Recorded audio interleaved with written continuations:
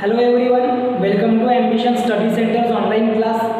हम पढ़ रहे हैं आज हमारा लेसन नंबर 3 जिसका नाम है मेटल्स एंड नॉन मेटल्स, जहाँ पे हम पढ़ने वाले हैं physical and chemical properties of metals. उसके बाद में हम पढ़ने वाले हैं उनकी रिएक्शंस मेटल्स की और नॉन मेटल्स की। आफ्टर दैट हम पढ़ेंगे कुछ उनका ऑकरेंस कि वो कैसे तैयार होते हैं, कैसे उनका प्यूरिफिकेशन होता है, कैसे उनको रिफाइन या फिर एक्सट्रैक्ट किया जाता है। तो ये सारे कंपोनेंट हमें इस लेसन में पढ़ना है, जिसमें कि हम शुरुआत करेंगे फिजिकल और केमिकल प्रॉपर्टीज़ के साथ में। तो स्टूडेंट्स, आपने इसके प्रीवियस क्लासेस में जब हमने पढ़े थे about the periodic classification of element, वहाँ पर आपने देखे थे कि जो 115 एलिमेंट तब तक के डिस्कवर हुए थे, तो उसमें से मेटल्स और नॉन मेटल्स में उन एलिमेंट को डिवाइड किया गया था। कुछ ऐसे मेटल्स थे जो कि कुछ ऐसे एलिमेंट थे जो कि मेटलॉइड्स में थे, but most of the element are divided into metals and non metals. अब ये मेटल्स और नॉन मेटल्स हम बोल रहे हैं, तो एक्चुअली क्या ऐसी प्रॉपर्टीज होती है इन एलिमेंट की कि इनको मेटल या फिर नॉन मेटल इनमें इनको कैटेगराइज किया गया है, या क्या ऐसे इनके मतलब फीचर्स है जिनके बेसिस पे हम इनको मेटल ही बोल रहे हैं और पर्टिकुलर एलिमेंट को नॉन मेटल ही बोल रहे हैं। तो वो सब जानने के लिए, और चलो ठीक है, फिर उनकी प्रॉपर्टीज स्टडी कर लिए, तो उसके बाद में ऐसे उनका क्या रिएक्शंस होंगे इन presence of air, in presence of heat, when they react with each other, metals and non metals, what they form, वो क्या तैयार करते हैं। तो ये सारी चीज़ों को समझने के लिए हमें ये लेसन बता रहा है पूरा कि मेटल्स और नॉन मेटल्स, ये लेसन में पूरा कंप्लीट पढ़ने जा रहे हैं about the their properties, about their chemical properties, about their physical properties, about their occurrence and all. तो बिना समय गवाए चलो शुरू करते हैं। जो हमारा लेसन का फर्स्ट पार्ट है जो कि है मेटल्स, देखते हैं उसकी फिजिकल प्रॉपर्टीज के साथ में। देखो, आपको स्टार्टिंग में बोला गया आपके टेक्स्ट बुक में कि कुछ एक्टिविटी बेस्ड है, तो वो जो एक्टिविटीज दी हुई है उसको समझने के लिए उनकी जो पूरी एक्टिविटीज है उनको मैंने यहाँ पर पॉइंट्स में लिख दिया, मतलब वो प्रॉपर्टीज को उनके, तो वो प्रॉपर्टीज के बेसिस पे हम इनको समझने की कोशिश करेंगे। एक्टिविटी आपने खुद ने पढ़ना है, और कुछ एक्टिविटीज जैसे मेरे को लग रहा है कि नहीं यहाँ पर हमने उसको पढ़ना चाहिए, तो वो भी मैं आपको डिक्टेट करके आपको समझाते चलूँगा। ओके, देखो मेटल्स क्या होते हैं। Metals are the element that conduct the heat, electricity, having the property like malleability and ductility. मतलब यहाँ पर हमने कुछ ही लिखे, वहाँ पर मेटल्स ये होते हैं कि जो हीट और इलेक्ट्रिसिटी कंडक्ट करते हो, ऐसे एलिमेंट जो प्रॉपरली हीट और इलेक्ट्रिसिटी कंडक्ट करते हो, as they are being a good conductor of heat and electricity. Then after वो मैलिएबल हो। अब मैलिएबल का मीनिंग होता है कि जो थीन शीट में जब हम मेटल्स को हैमर करेंगे या उसको जब हम फोर्स अप्लाई करेंगे, तो वो थीन शीट में क्या होगा, कन्वर्ट हो जाएगा। उनकी वो एबिलिटी रहती है, कोई छोटे छोटे थीन शीट्स में, फॉइल्स में वो क्या होते हैं, कन्वर्ट होते हैं विदाउट ब्रेकिंग। वो ब्रेक नहीं होते, मतलब उनको कोई भी शेप में हम वहाँ पर मेटल्स को कन्वर्ट कर सकते हैं। ठीक है, हाँ। तो वो एक और डक्टाइल, मतलब कि उसको हम एक थीन वायर में भी बना सकते हैं मेटल्स को, उसको स्ट्रेच वगैरह करके, उसको टेंसाइल स्ट्रेच प्रोवाइड करके। टेंसाइल मतलब एक लेंथ वाइज उसका, अलॉन्ग द लेंथ उसका स्ट्रेस हम उसको प्रोवाइड करते हैं मेटल्स को, और उसको कन्वर्ट करते हैं उस थीन वायर में। हम बात करेंगे कॉपर की, हम बात करते हैं गोल्ड की, है ना, उनका। उसके बाद में नॉन मेटल्स क्या होते हैं, ऐसे सब्सटेंसेस जो मेटल्स नहीं है। अब ऐसे सब्सटेंसेस जो मेटल्स नहीं है, मतलब कि वो मेटल की प्रॉपर्टी भी शो नहीं करेंगे। मेटल की प्रॉपर्टी शो नहीं कर रहे मीन्स वो मैलिएबल नहीं रहेंगे। They are not a good conductor of heat and electricity, but some exceptions are there like diamond and graphite. They are the good conductor of heat, diamond is a good conductor of heat and graphite is a good conductor of electricity. Some exceptions are there, but certainly almost जो non metals है वो bad conductor of heat and electricity रहते हैं। वो malleability और उसके बाद में ductility जैसी जो ये है प्रॉपर्टीज वो शो नहीं करते। ठीक है, तो देखते हैं। देखो, non metal are the element which are not conduct heat and electricity and are neither malleable nor ductile, they are brittle। वो कैसे होते हैं, ब्रिटल ठीक है, वो मैलिएबल भी नहीं रहते और डक्टाइल भी नहीं रहते। वो कैसे कौन सी प्रॉपर्टी शो करते हैं, ब्रिटैलिटी की, मतलब कि वो ब्रेक हो जाते हैं जल्दी से, पाउडर फॉर्म में भी आ जाते हैं कभी कभी तो, ठीक है।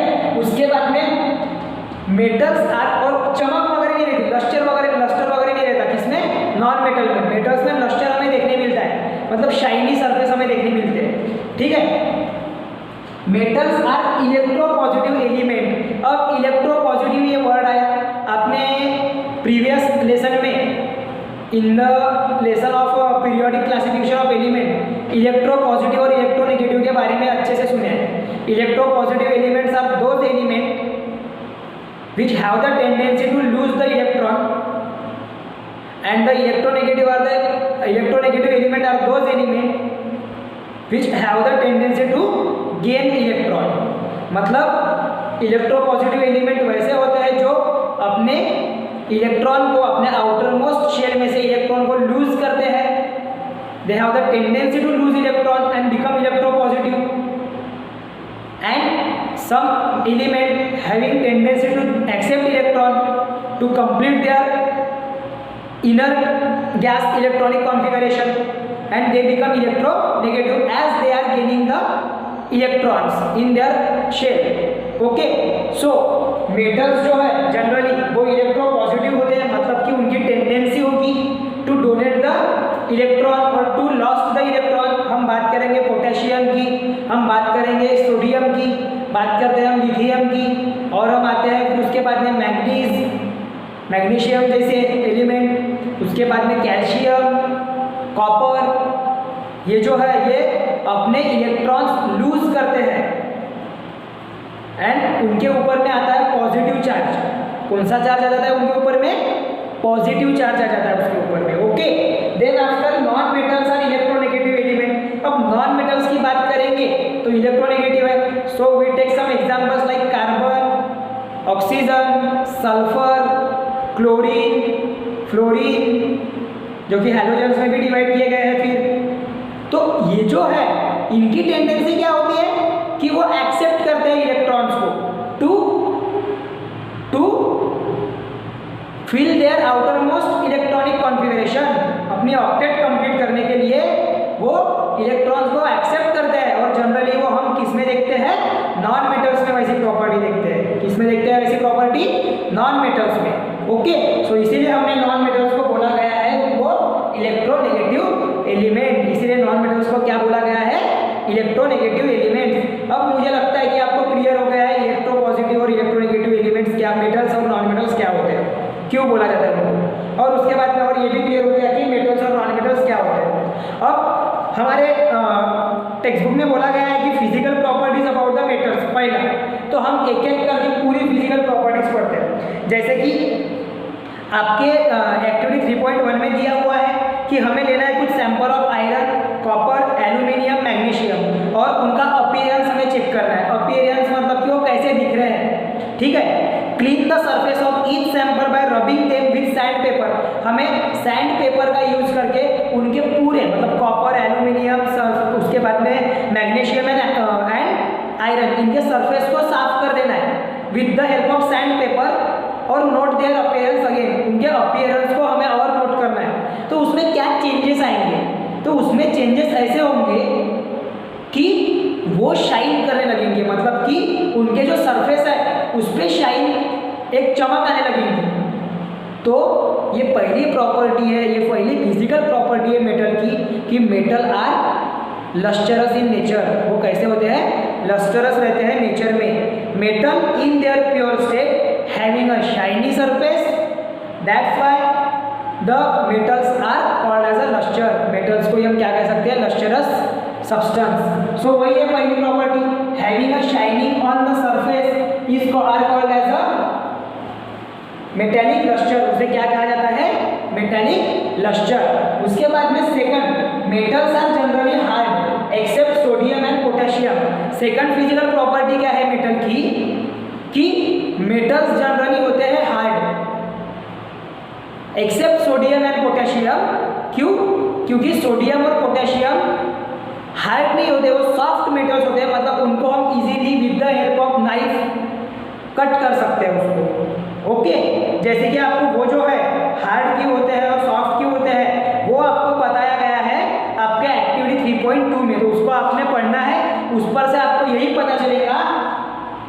Metals are generally hard and exception है सोडियम और पोटेशियम मेटल का, जो कि क्या रहते हैं, सॉफ्ट रहते हैं और इनको हम नाइफ के मदद से, नाइफ के वगैरह हेल्प से हम इजीली कट कर सकते हैं। देन एक्टिविटी 3.3 आपको बताएंगी कि मैलिबिलिटी प्रोसेस, उसकी मैलिबिलिटी प्रॉपर्टी मेटल्स की, ठीक है। जब हम कोई मेटल के सरफेस को हैमर करते हैं, उसके ऊपर में कुछ फोर्सफुली ठोकते रहते हैं उसको, तो वो ब्रेक नहीं होता, वो थीन शीट में कन्वर्ट हो जाता है। मतलब वही उतना ही पार्ट ऑफ मेटल, उसका जो मास रहेगा वो कन्वर्ट हो जाएगा थीन शीट में। किस में कन्वर्ट हो जाएगा? थीन शीट में। समझ में आ रहा है? एक फॉइल में वो कन्वर्ट हो जाता है। तो वो प्रॉपर्टी को कहा जाता है मैलिएबिलिटी। क्या कहा जाता है उस प्रॉपर्टी को? मैलिएबिलिटी। तो देखो अभी metals are malleable as they beaten into the thin sheet with the hammer. Metals कैसे होते हैं? मैलिएबल होते हैं। क्यों मैलिएबल होते हैं? क्योंकि हम उन्हें थीन शीट्स में कन्वर्ट कर सकते हैं by hammering, but without breaking. वो ब्रेक नहीं होते, वो प्रॉपर्टी है मेटल की और उसे हम कहते हैं मैलिएबल मेटल्स। ओके, उसके बाद में फोर्थ वन जो एक्टिविटी 3.4 है आपके टेक्स्ट बुक में, वो आपको ये बता रही है कि हम मेटल्स को स्ट्रेच करके मीन्स उसको टेंसाइल स्ट्रेस पहुंचा के उसकी लेंथ हम बड़ी कर सकते हैं। उसको हम थीन वायर्स में, पतले पतले वायर्स में भी उसको ट्रांसफॉर्म कर सकते हैं। तो वो प्रॉपर्टी को कहा जाता है डक्टिलिटी। मेटल की उस प्रॉपर्टी को क्या कहा जाता है? Ductility. The ability of the metal to be drawn into thin wires by stretching is called as a ductility. The ability of metal can be drawn into thin wires. Metals की ऐसी ability कि जिससे हम उन metals को थीन wires में निकाल सकते हैं, बना सकते हैं, उसे कहा जाता है डक्टिलिटी। उसे क्या कहा जाता है? Ductility. Like a gold is the most ductile metal. Gold जो है वो मोस्ट डक्टाइल है।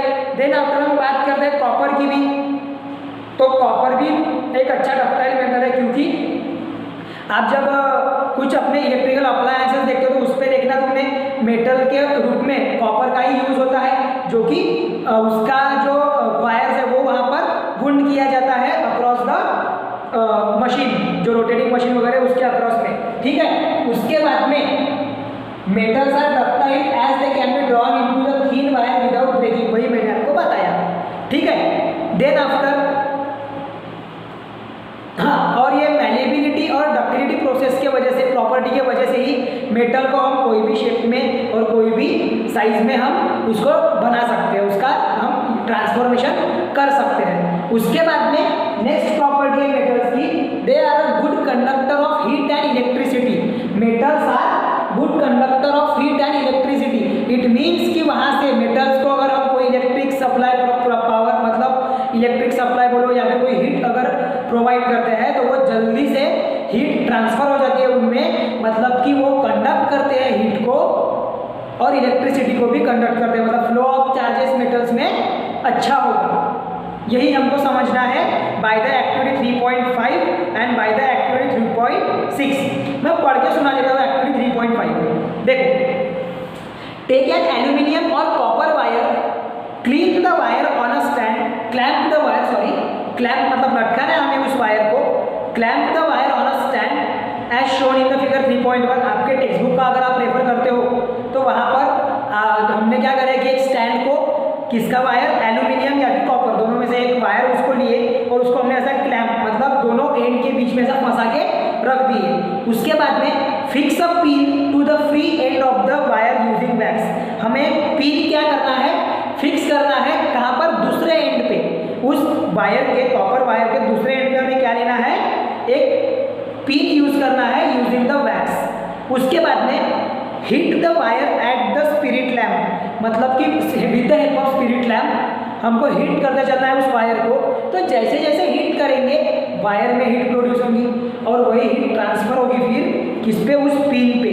तो वो जो पिन है मतलब कि वो वैक्स है, वो वैक्स में वो हीट ट्रांसफर होगी और वो वैक्स में वो हीट ट्रांसफर होने की वजह से वो वैक्स क्या हो जाएंगे? वहाँ पर मेल्ट हो जाएंगी, वो वैक्स क्या हो जाएंगी, मेल्ट हो जाएंगी।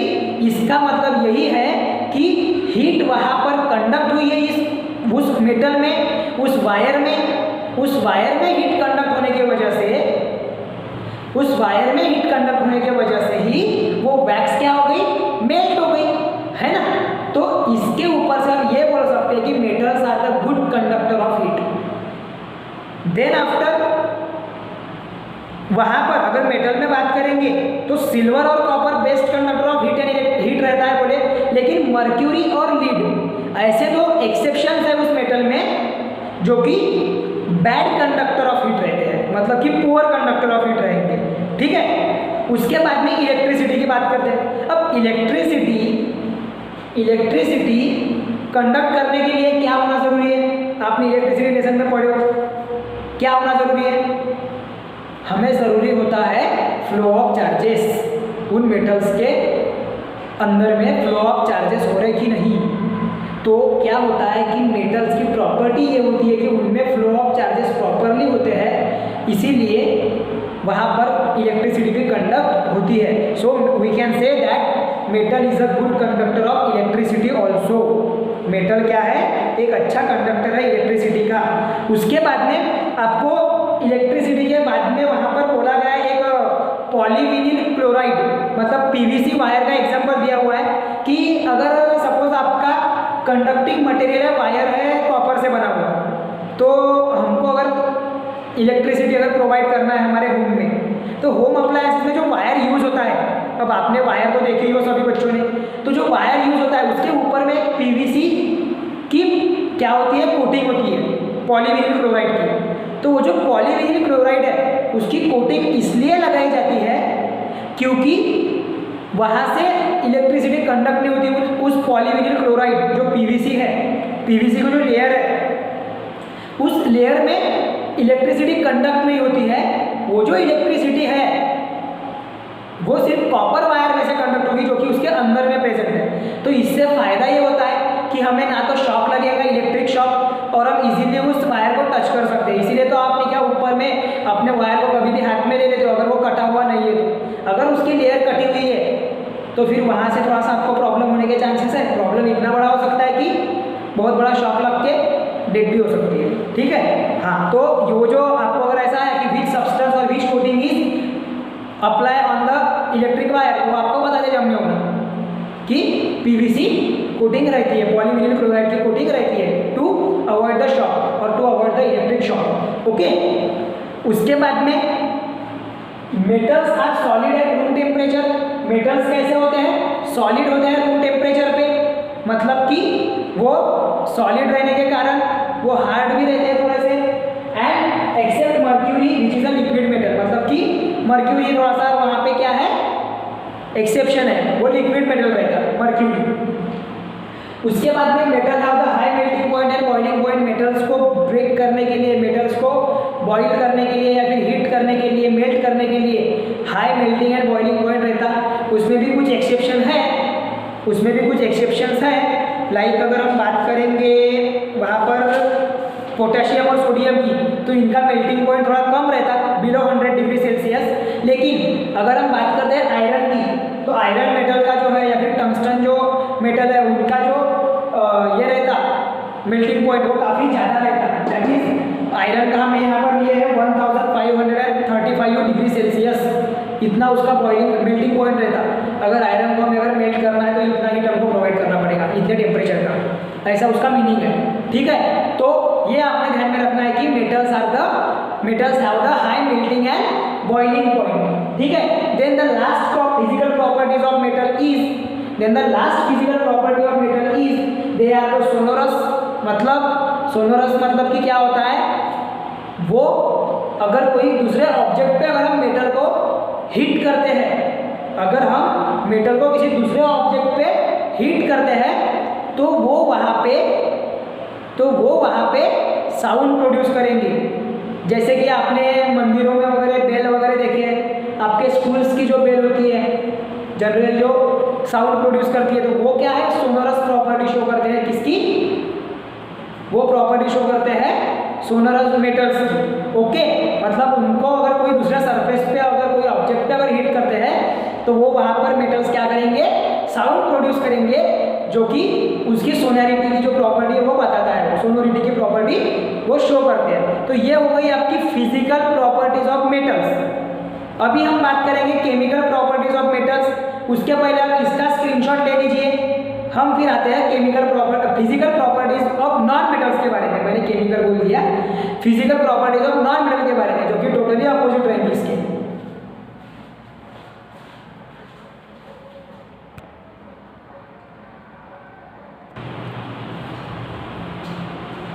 चलो अभी बढ़ते हैं आगे स्टूडेंट्स। देखो यहाँ पर अभी बोला गया है कि physical properties of non metals which are the exactly opposite to the physical properties of metals. देखते हैं अभी क्या बोल रहा है। पहला पॉइंट बोल रहा है कि non metals neither malleable nor ductile. It means कि अगर हम उसको हैमर करेंगे, उस पर अगर कोई फोर्स अप्लाई करेंगे तो वो सीधा सीधा क्या हो जाएगा, ब्रेक हो जाएगा, पूरा पाउडर फॉर्म में आ जाएगा, उसका कुछ भी पार्ट हमारे पास में यूज मतलब कि प्रॉपर फॉर्म में प्रॉपर स्ट्रक्चर में नहीं बचेगा। समझ में आ रहा है, मतलब कि वो मैलेबिलिटी भी शो नहीं करता है एंड ना ही डक्टिलिटी शो करता है। समझ में आ रहा है। अब डक्टिलिटी और मैलेबिलिटी क्या है, ये टर्म आपको मैंने प्रीवियसली पढ़ाया, आपको उसको प्रॉपरली नोट डाउन करके लर्न करना है। ये देखो फिर आगे, non metals do not conduct heat and electricity. Non metals generally जो नॉन मेटल्स है वो इलेक्ट्रिसिटी या फिर हीट कंडक्ट नहीं करते। उसमें एक एक्सेप्शन है जो कार्बन होता है। कार्बन का जो एलोट्रोपिक फॉर्म है ग्रेफाइट, वो इलेक्ट्रिसिटी कंडक्ट करता है। Non metals do not conduct heat and electricity. Generally ऐसे देखा गया है प्रॉपर्टीज स्टडी करते वक्त कि नॉन मेटल्स जो है वो हीट या फिर इलेक्ट्रिसिटी जनरेट नहीं करेंगे, बट अगर वो हम बात करेंगे वहाँ पर कार्बन एलिमेंट के, कार्बन नॉन मेटल के ग्रेफाइट के एलोट्रॉप की, कार्बन के एलोट्रॉप की जो कि है ग्रेफाइट, तो वो वहाँ पर क्या है, गुड कंडक्टर ऑफ इलेक्ट्रिसिटी। वहाँ पर वो इलेक्ट्रिसिटी अच्छे से कंडक्ट कर लेता है। ठीक है। फिर थर्ड प्रॉपर्टी बोल रहा है कि non metal are not lustrous, that is not shiny. Non metals बिल्कुल अपोजिट है मेटल के। मेटल्स शाइनियर नेचर में दिखते हैं। नॉन मेटल्स अगर बात करेंगे तो they are not shiny, they are lustrous नहीं है, दे लुक लाइक अ डल, वो थोड़े से डल दिखते हैं। बट उसमें एक एक्सेप्शन ऐसा है कि जो आयोडीन नॉन मेटल है वो थोड़ा सा उसका जो सरफेस है वो शाइनी दिखता, मतलब वो हल्का सा लस्टरस है। ठीक है, वो ध्यान में रखना पड़ेगा। विच इज अ एलिमेंट और विच is a non metal is a shinier in nature, तो आयोडीन है उसका आंसर। ठीक है।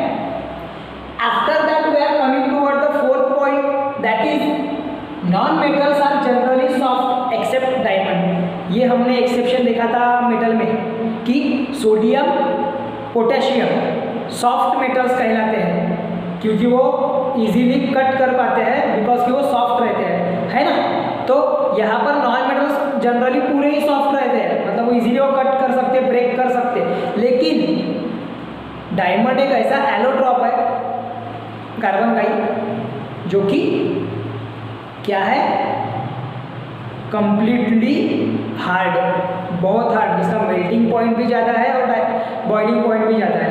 ओके, मतलब कि उसको हम इजीली कट नहीं कर सकते, उसको मेल्ट करने के लिए, उसको कट करने के लिए हमको हाई मेल्टिंग पॉइंट लगाना पड़ेगा। ठीक है ना। बाकी मेटल्स को तो चलो ना, बाकी नॉन मेटल्स को तो चलो अपन आराम से कर डालेंगे कट वगैरह, वो सॉफ्ट होने के कारण। ठीक है। Non metals can easily break because they are brittle. Non metals कैसे होते हैं, ब्रिटल होते हैं नेचर में, तो हम उनको इजीली ब्रेक कर सकते हैं। इजीली ब्रेक करने का मीनिंग यही है कि हम उनको किसी भी पैमाने में, किसी भी तरीके से उसको ब्रेक करने की हम हिम्मत रख सकते हैं, क्योंकि वो ब्रिटल होते हैं नेचर में।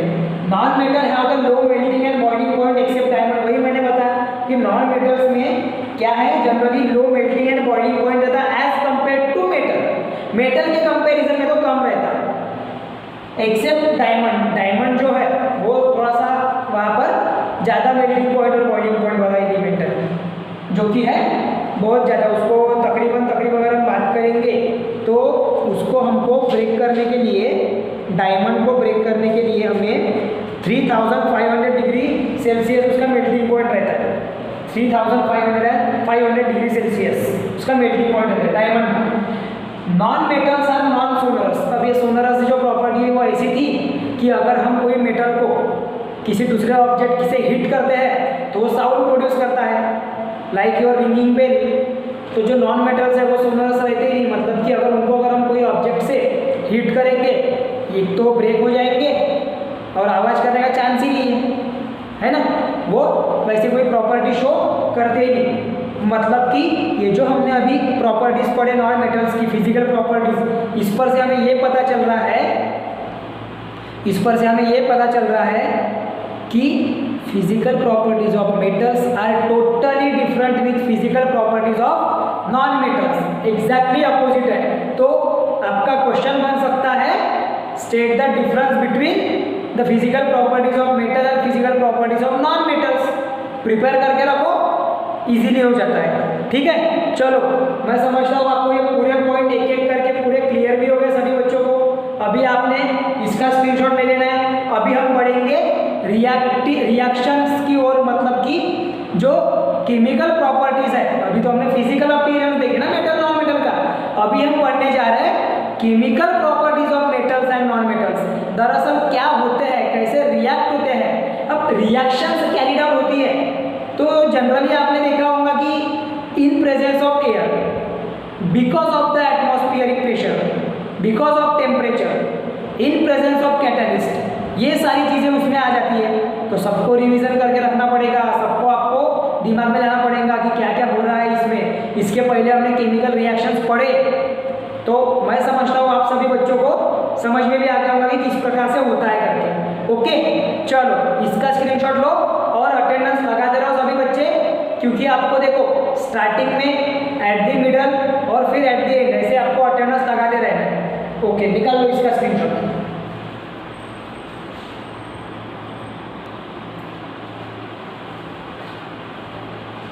तो अभी हमने देखे previously physical properties and physical properties of metals and physical properties of non metals. अभी हम पढ़ने वाले हैं केमिकल प्रॉपर्टीज ऑफ मेटल्स के साथ में। ठीक है, देखो क्या होता है कि डिफरेंट पहले ही मैं क्लियर कर देता हूँ आपको कि डिफरेंट मेटल्स की डिफरेंट केमिकल प्रॉपर्टीज होती है, मतलब कि उनकी रिएक्ट होने की भी केमिकल प्रॉपर्टीज अलग अलग होती है। ऑलमोस्ट सेम होता है, मतलब जनरली हम सभी मेटल्स रिएक्ट करते हैं, लेकिन कोई फास्ट रिएक्ट करता है तो कोई स्लो रिएक्ट करता है, कोई वाटर के प्रेजेंस में रिएक्ट फास्ट करता है तो कोई ऑक्सीजन के प्रेजेंस में फास्ट रिएक्ट करता है, तो एयर के प्रेजेंस में हम जिसको बोलेंगे। तो जनरली हमें अलग अलग मेटल्स के लिए अलग अलग रिएक्टिविटी सीरीज भी समझना है यहाँ पर, और हमें देखना है कि कौन से मेटल्स है जो फास्ट रिएक्ट करते हैं, कौन से मेटल्स है जो लीस्ट रिएक्ट, मतलब कि काफ़ी कम रिएक्ट करते हैं। ठीक है, वो भी हम फर्दर हम पढ़ेंगे, लेकिन आपके नॉलेज के लिए, आपके कन्वीनियंस के लिए मैंने आपको बताया कि हमें ध्यान में रखना है कि मेटल्स में भी वेरिएशंस है उनके रिएक्टिविटी में। वो कोई मेटल्स है जो हाईली रिएक्टिव होते हैं, so some metals are low reactive. तो ये सारी चीज़ों के भी ऊपर में आपने ध्यान देना है। ठीक है, अब चलो बढ़ते हैं फिर आगे और शुरुआत करते हैं आपके एक्टिविटी 3.9 के साथ में। देखो क्या बोल रही है आपकी activity 3.9। Hold any sample of taken above the with the pair of the tongue and try burning over a flame. मतलब कौन से sample of aluminium, sample of copper, sample of iron, sample of lead या फिर magnesium, zinc, sodium, इनमें से कोई भी एक सैंपल हमें लेना है और उनको फ्लेम में, जो बर्निंग फ्लेम है उसके साथ उसको क्या करना है, बर्न करना है।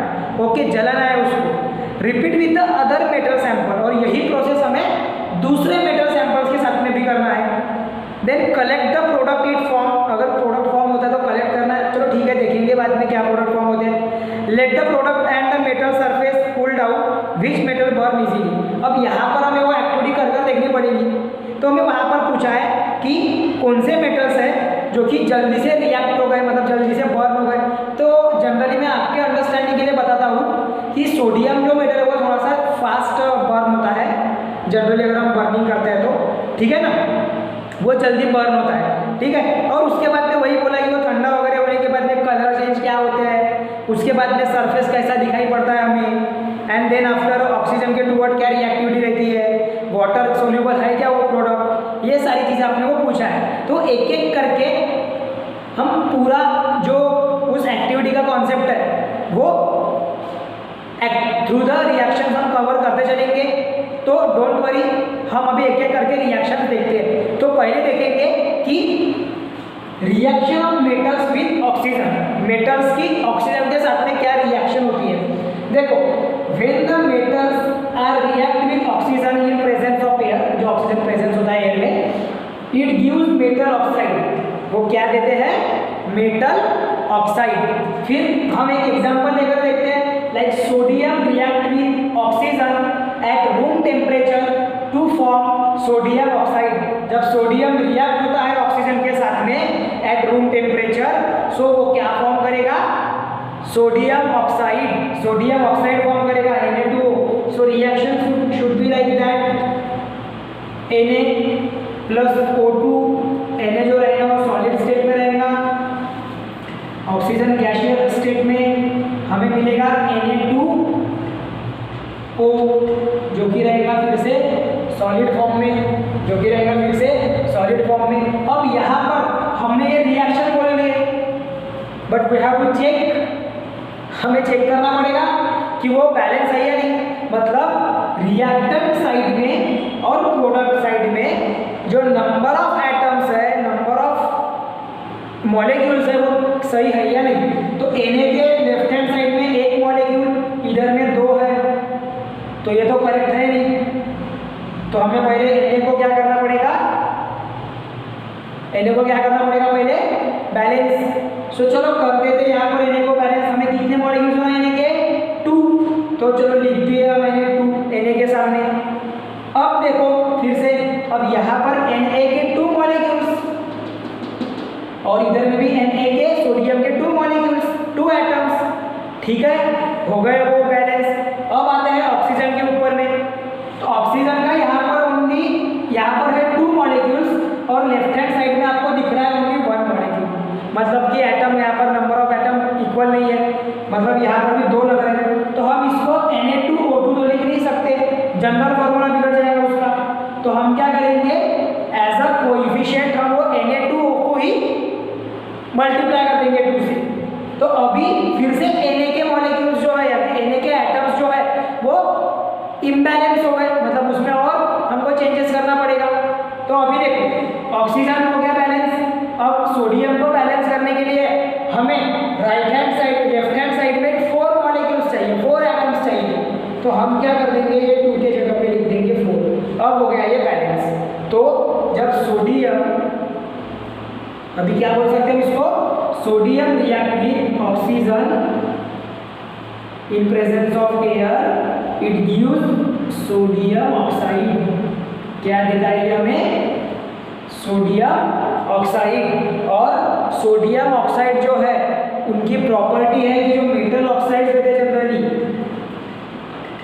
जनरली जो मेटल ऑक्साइड्स रहते आर बेसिक इन नेचर, ये अपने नेचर में कैसे रहते, बेसिक है, मतलब रेड लिटमस। वो जनरली जो है मेटल ऑक्साइड वो कौन सा नेचर शो करते, बेसिक नेचर शो करते। और बेसिक नेचर शो करने के साथ में red litmus changes to blue.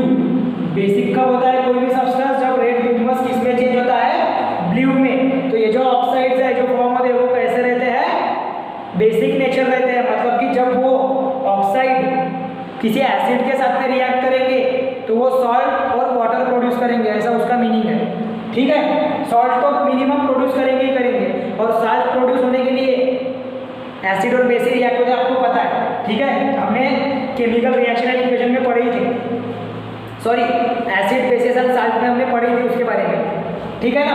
अब ये हमने सोडियम के लिए लिए, हम लेते हैं फिर से पोटेशियम के लिए। तो पोटेशियम में क्या रहेगा, K plus O2 gives K2O oxide. फिर से इसको बैलेंस करना पड़ेगा अपने को। तो 4 molecules of K here get 2 molecules of K2, ये हो गया बैलेंस। इसमें भी क्या बन रहा है, जब पोटेशियम के साथ में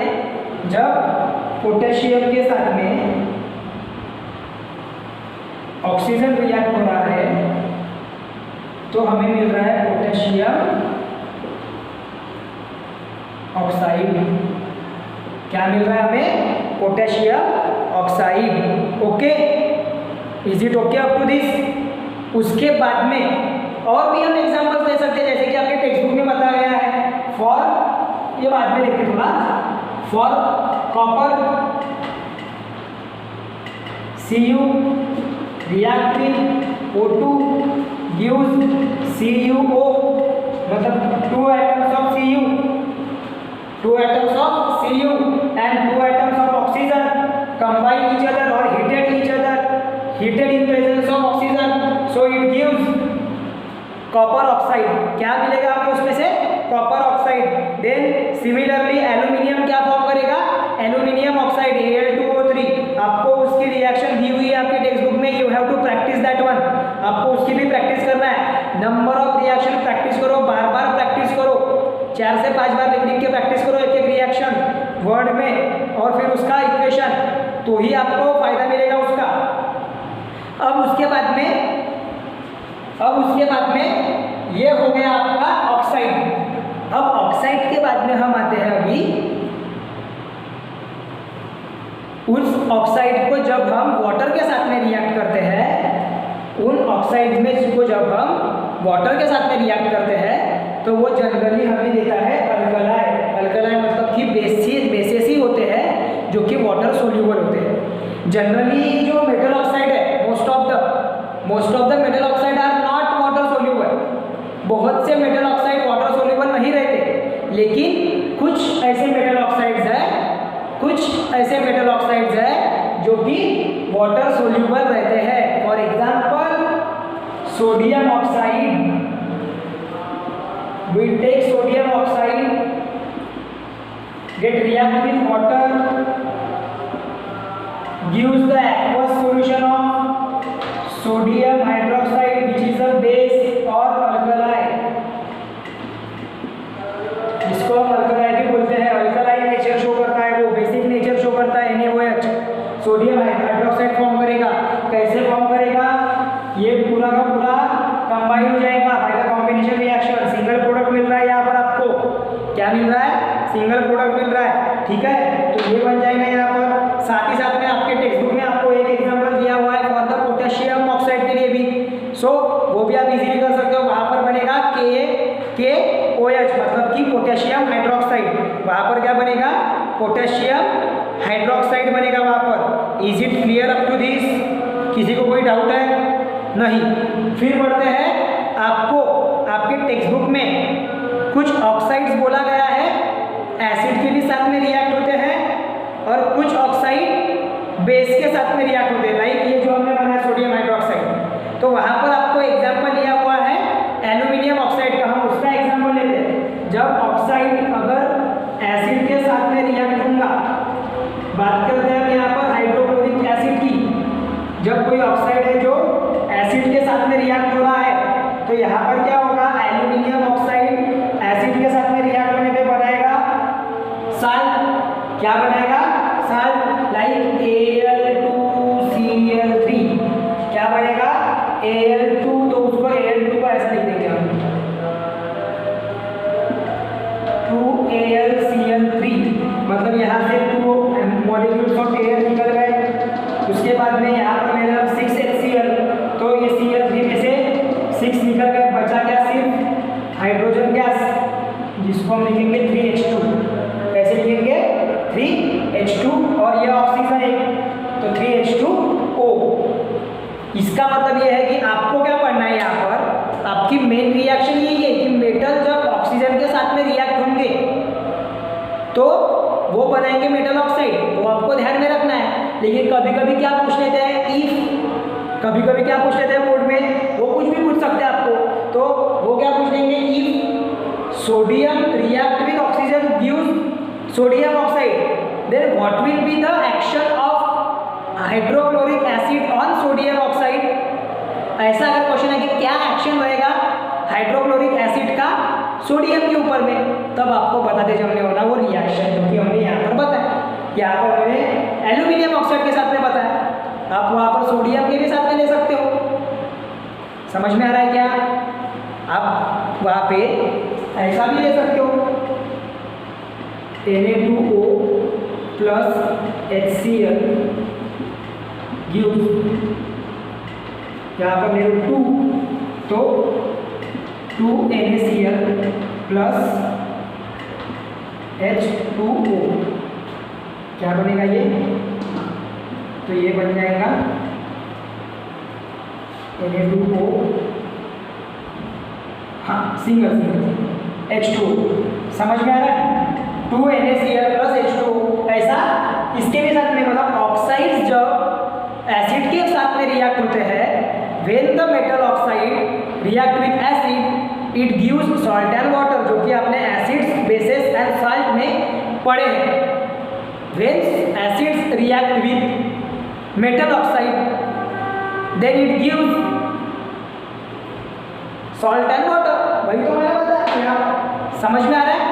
चलो, ये आपको दिया हुआ है आपके टेक्स्ट बुक में। अगर वो बेस के साथ में रिएक्ट करेंगे तो फिर वहाँ पे भी वो साल्ट ही तैयार करेंगे, जो कि रहेगा एल्यूमिनेट, सोडियम एल्यूमिनेट 2NaAlO2। वो रिएक्शन आपने करना है घर में प्रैक्टिस में, वो आपको होमवर्क है प्रैक्टिस में, ठीक है? तो ऐसे हमको रिएक्शंस पढ़ना है फॉर मेटल्स विथ ऑक्साइड। अब आपका क्या होमवर्क रहेगा? मैंने यहाँ पर सोडियम के लिए बताया, पोटेशियम के लिए बताया, कॉपर के लिए हमने पढ़े एल्यूमिनियम के लिए। आपको करना है फॉर जिंक, आपको करना है फॉर कैल्शियम, आपको करना है फॉर मैग्नीशियम। समझ में आ रहा है? मतलब इनको रिएक्ट करना है ऑक्सीजन के साथ में, और क्या प्रोडक्ट बनता है वो आपको बताना है। तो ऐसे नंबर ऑफ प्रैक्टिस करो अपने कॉपी में, आपके कॉपी में आपने पूरा ऐसे नंबर ऑफ रिएक्शन की प्रैक्टिस बनाते चलना है। कॉन्सेप्ट समझ में आ गया आपको ये समझ में आ गया कि जब मेटल रिएक्ट होते हैं ऑक्सीजन के साथ में तो वो बनाते हैं मेटल ऑक्साइड। अब अगर उसका प्रैक्टिसिंग करना है अच्छे से, आपको अगर नंबर ऑफ एग्जांपल्स की प्रैक्टिस करना है, तो हमारे पास में अलग अलग मेटल्स हैं, उन अलग अलग मेटल्स को ऑक्सीजन के साथ में रिएक्ट करो और उसके बाद में उसको ऑक्साइड फॉर्म करो। उसके ध्यान में रखना, गोल्ड वगैरह, प्लैटिनम वगैरह मेटल्स होने के बावजूद वो ऑक्सीजन के साथ में रिएक्ट नहीं होते, ठीक है? तो वो एक्सेप्शन भी है। तो इस पर से हमें ये पता चलता है जब हम ये पूरी रिएक्शंस करते हैं कि अलग अलग मेटल अलग अलग पोजीशन में, बोलो या अलग अलग स्पीड से रिएक्ट होते हैं। मतलब सबका रिएक्शन रेट सेम नहीं होता, सभी मेटल्स का रिएक्शन रेट ऑक्सीजन के साथ में सेम नहीं होता, सेम रेट से वो रिएक्ट नहीं करते। मतलब कि हर एक एलिमेंट, हर एक मेटल अलग अलग प्रकार से रिएक्ट होता है। सो वहाँ पर हमें ये पता चलता है कि metals like potassium and sodium, क्या बोल रहा हूँ मैं? Metals like potassium and sodium are react faster than other metals, वो काफ़ी जल्दी से मतलब रिएक्ट हो जाते हैं एयर के प्रेजेंस में, वो आपको ध्यान में रखना है ऐसा, ठीक है? और जो कॉपर की बात करेंगे, एल्यूमिनियम की बात करेंगे, वो सोडियम पोटेशियम के कंपैरिजन में थोड़ा स्लो रेट से रिएक्ट होते हैं, ओके? तो वही आपको आपके टेक्स्ट बुक में दिया हुआ है बेटा सभी को, वो आपने पढ़ना है और उसके बाद में वो आपको क्लियर करना है। उसके बाद में आपके टेक्स्ट बुक में दिया हुआ है एनोडाइजिंग की एक प्रोसेस, डू यू नो कि एनोडाइजिंग क्या होता है? तो उसकी डेफिनेशन अपन समझ लेते हैं, बाकी रिमेनिंग पार्ट आप उसको पढ़ने की कोशिश करो उसको पूरा। देखो क्या बोला गया है, anodising is a process of forming the thick layer of aluminium. Anodising मतलब क्या है? एक ऐसी प्रोसेस है जहाँ पर थिक लेयर ऑफ एल्यूमिनियम बनाई जाती है। क्या बनाई जाती है? ऑक्साइड, एक ऑक्साइड की थिक लेयर बनाई जाती है एल्यूमिनियम की। समझ में आ रहा है? Aluminium develops a thin layer, thin oxide layer when expose to air. मतलब कि जब एल्यूमिनियम ऑक्साइड, एल्यूमिनियम जब एयर के साथ में क्या होता है? रिएक्ट होता है, वो एयर के प्रेजेंस में आता है, एक्सपोज होता है उसके थ्रू, तो तब वो क्या शो करेगा? वो क्या बनाएगा? Aluminium oxide. मतलब वो अपने अराउंड में, अपने ऊपर में एक ऑक्साइड की लेयर बनाएगा, जिसको हम क्या कहेंगे? उस प्रोसेस को कहेंगे एनोडाइजिंग। उस प्रोसेस को क्या कहेंगे? Anodizing process, okay? बाकी पार्ट आप पढ़ लो, उसको आपको क्लियर हो जाएगा।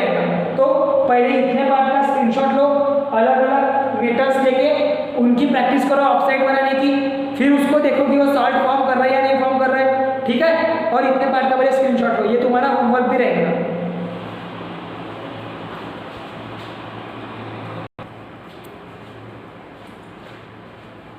तो सभी ने ले लिए स्क्रीनशॉट। तो देखो अभी हमने देखे कि जो मेटल्स अगर ऑक्सीजन के प्रेजेंस में रिएक्ट हो रहे हैं ऑक्सीजन के साथ में एयर के प्रेजेंस में, तो वो क्या तैयार कर रहे हैं? ऑक्साइड्स। अब जो ऑक्साइड्स तैयार हो रहे हैं तो वो कुछ ऑक्साइड्स ऐसे होते हैं जो basic as well as acidic character show करते हैं। मतलब कि some metal oxide which show basic as well as acidic behaviour are known as a amphoteric oxide. उन ऑक्साइड को कहा जाता है एम्फोटेरिक ऑक्साइड। मतलब कि वो दोनों प्रॉपर्टी शो करेंगे, दोनों बिहेवियर शो करेंगे, एज एसिडिक और एज बेसिक। मतलब वो एसिडिक सॉल्यूशन मतलब एसिडिक प्रॉपर्टी भी शो करते हैं ऑक्साइड्स कोई कोई रिएक्शन में, और कोई कोई रिएक्शन में वो बेसिक प्रॉपर्टी भी शो करते हैं। तो वैसे ऑक्साइड को बोला जाता है एम्फोटेरिक ऑक्साइड्स। क्या कहा जाएगा उनको? Amphoteric oxides. लर्न कर लेना है, आपने ध्यान में रखना पड़ेगा आपको, ठीक है। अब देखो उसका हम लेते हैं कुछ जिंक ऑक्साइड का एग्जाम्पल, और उस जिंक ऑक्साइड के एग्जाम्पल से उसको समझने की कोशिश करते हैं। देखते हैं, चलो सबसे पहली रिएक्शन क्या बोल रही है कि ZnO मतलब कि जिंक का ऑक्साइड रिएक्ट हो रहा है एसिड के साथ में, लाइक हाइड्रोक्लोरिक एसिड के साथ में। तो यहाँ पर वो क्या फॉर्म कर रहा है? ZnCl मतलब कि जिंक क्लोराइड फॉर्म कर रहा है, जिसको हम बोलते हैं सॉल्ट। वो भी एक प्रकार का क्या है? सॉल्ट है। साथ ही साथ में वो फॉर्म कर रहा है वाटर। तो ये रिएक्शन में आप देखोगे तो सॉल्ट कब फॉर्म होता है? जब एसिड और बेस, सॉल्ट एंड वाटर कब फॉर्म होता है? जब एसिड और बेस दो सब्सटेंसेस मिक्स होते हैं तभी जाके फॉर्म होता है सॉल्ट। सो यहाँ पर अगर एक एसिड है तो उसके साथ में कोई ना कोई बेस ही रिएक्ट होने होना, तो वो बेस यहाँ पर किसका काम कर रहा है? बेसिक प्रॉपर्टी कौन शो कर रहा है? यहाँ पर जिंक ऑक्साइड। मतलब यहाँ पर जिंक ऑक्साइड ये रिएक्शन में एज अ बेसिक वर्क कर रहा है, मतलब वो एज अ बेस यहाँ पर टेक पार्ट किया है उसने, किसमें? उस रिएक्शन में विद HCl के साथ में। इसीलिए यहाँ पर उसने जिंक ऑक्साइड ने किस तरह का रोल निभाया है? वहाँ पे उसने किया है बेसिक ऑक्साइड का रोल, है ना। उसने किसका रोल किया है वहाँ पे? Basic oxide. मतलब ही behaves like a basic oxide in the above reaction. अब उसी के जिंक ऑक्साइड की हम दूसरी रिएक्शन पढ़ते हैं with base, that is sodium hydroxide, जो कि एक बेस है। सोडियम हाइड्रोक्साइड क्या है? बेस, ठीक है। अब दूसरी रिएक्शन क्या है जिंक ऑक्साइड की? बेस के साथ में। अब जब बेस के साथ में रिएक्शन हो रही है जिंक ऑक्साइड की, क्या बोल रहा हूं मैं? जब जिंक ऑक्साइड की रिएक्शन बेस के साथ में हो रही है तो वहां पे भी वो सॉल्ट प्रोड्यूस करता है और वाटर फॉर्म करता है। मतलब कि वहां पर भी सोडियम जिंकेट नाम का एक सॉल्ट तैयार होगा, साथ ही साथ में वाटर तैयार होगा। लेकिन यहाँ पर तो सोडियम अपना जिंक ऑक्साइड के साथ में HCl था ही नहीं, मतलब कोई एसिड था ही नहीं। वहां पर क्या था? बेस। वहां पर क्या था? बेस। मतलब ये जो बिहेवियर है जिंक ऑक्साइड का, ये यही शो कर रहा है कि zinc oxide act as a acid as well as base as per the requirement. जैसी रिक्वायरमेंट रहेगी वो बेसिक प्रॉपर्टी भी शो करेगा और एसिडिक प्रॉपर्टी भी शो करेगा, एसिडिक बिहेवियर भी शो करेगा। समझ में आ रहा है? To form the salt and water, to form the salt and water. और इस तरीके के ऑक्साइड को जो कि दोनों प्रॉपर्टीज एक साथ शो करते हैं उन्हें कहा जाता है एम्फोटेरिक ऑक्साइड। उन्हें क्या कहा जाता है? Amphoteric oxide. तो स्टूडेंट्स अभी देखो आपने कंप्लीटली आज के क्लास में सबसे पहले तो बेसिक्स पढ़े अबाउट मेटल्स, नॉन मेटल्स, उनकी फिजिकल प्रॉपर्टीज, उनका फिजिकल अपीयरेंस, उनके differences, physical properties of metals और physical properties of non metals. Then after हम बढ़े केमिकल प्रॉपर्टीज की ओर, जहां पर केमिकल प्रॉपर्टीज में हमने अभी पहले स्टडी करे अभी तक के chemical properties of metals with oxygen, मतलब कि ऑक्सीजन के रहते केमिकल प्रॉपर्टीज कैसे शो करेंगे, मेटल्स कैसे रिएक्ट होंगे। फिर उनका और डीप में नॉलेज लिए फिर हमने लास्ट में अभी आकर पढ़े एम्फोटेरिक नेचर ऑफ ऑक्साइड। ठीक है, तो अभी आपने पहले तो आज मैंने जितना भी पढ़ा है पूरा टेक्स्ट बुक रेफर करके, रेफरेंस बुक रेफर करके प्रॉपरली उसका और नॉलेज एक्सप्लोर करना है। उसके बाद में आपको आना है उसके रिवीजन पे, रिवीजन करके ही अगले क्लास में आपने शुरू करना है। जो अगला टॉपिक अपना रहेगा वो अगले क्लास के लिए आपको पहले पिछले वाले पार्ट की रिवीजन होके रहने हो ना उसी दिन। ठीक है, तो साथ में मिलके पूरा अगर करते हैं तो पूरा प्रॉपरली हो जाएगा, आपकी एग्जाम प्रिपरेशन भी अच्छे से हो जाएंगी।